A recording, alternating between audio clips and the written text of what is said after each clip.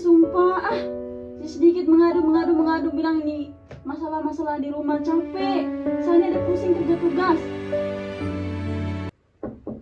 Selamat malam. Selamat malam juga, selamat masuk. Sini duduk.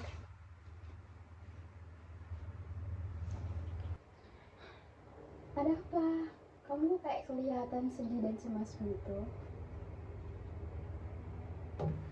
Kamu kenapa sih? Ayo cerita sama aku. Kamu kok kayak kelihatannya cemas gitu? Benar kamu sedang merasakan itu?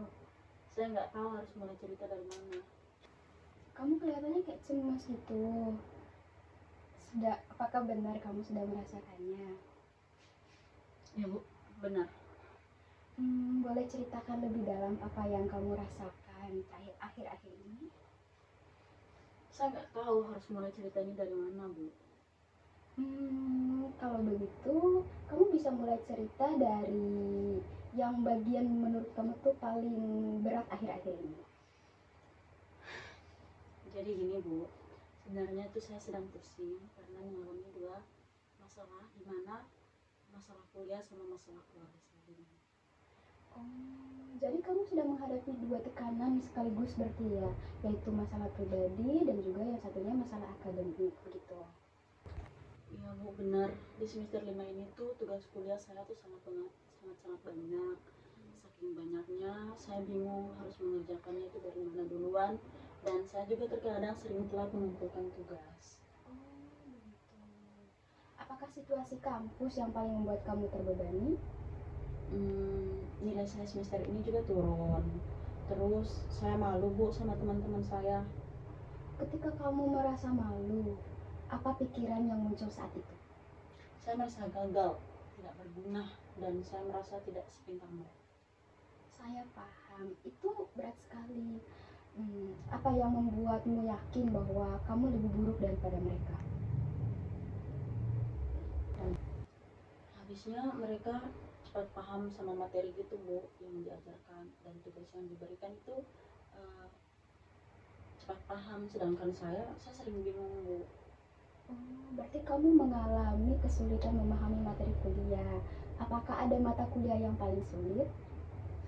Iya ada Bu, terutama mata kuliah hitungan dan gambar. Apa yang biasanya kamu lakukan saat sedang merasa bingung? Saya sering diam, terus juga bingung harus mulai mengerjakan dari mana. Diam dan bingung itu wajar. Terus setelah kamu diam dan bingung, apakah kamu pernah mencoba cara belajar yang lainnya? Belum sih Bu, soalnya saya suka menunda. Menunda tugas memang sering membuat masalah. Masalah itu bertambah berat ya. Apalagi mungkin menurutmu apa yang menyebabkan kamu bisa menunda untuk mengerjakan tugas tadi? Ya mungkin karena kondisi di rumah sudah tidak kondusif. Orang tua sering bertengkar, jadinya saya sulit untuk fokus. Jadi itu yang membuat kamu sulit untuk fokus. Iya Bu, setiap hari selalu berisik, saya stres. Dari cerita kamu tadi, tekanan akademik dan konflik keluarga tampaknya saling mempengaruhi ya. Apakah kamu merasa hal yang sama? Iya Bu, saya baru sadar ternyata ada kaitannya setelah cerita tadi. Jika begitu, masalah mana yang ingin kamu fokuskan dulu untuk diperbaiki? Kuliah dulu Bu, itu yang paling mendesak. Oke, bagus. Lalu menurut kamu, apa langkah kecil yang bisa kamu mulai dalam 2-3 hari ke depan? Saya bisa mencoba membuat jadwal belajar. Nah, itu ide yang bagus. Jika kamu mau, saya bisa memberi informasi tentang teknik manajemen waktu yang efektif. Mau Bu, saya butuh itu. Nah, jadi teknik sederhananya itu dengan membuat daftar prioritas tugas, di mana kamu bisa membagi tugas tersebut ke dalam 3 prioritas, yaitu tugas penting, mendesak, dan yang kurang penting. Menurutmu, apakah cara ini cocok untukmu?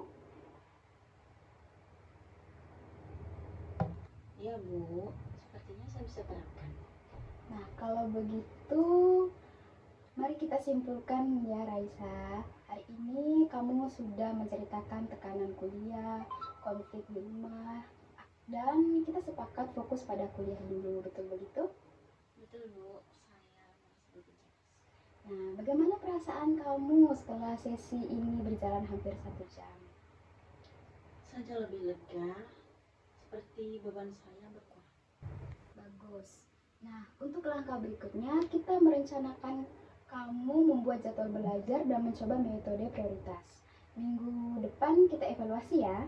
Siap Bu. Oke, sebelum mengakhiri, apakah ada hal lain yang ingin kamu tanyakan atau klarifikasi terlebih dahulu? Kayaknya sudah cukup deh Bu. Terima kasih sudah mendengar. Nah, terima kasih kembali Raisa, sampai bertemu minggu depan ya. Bu.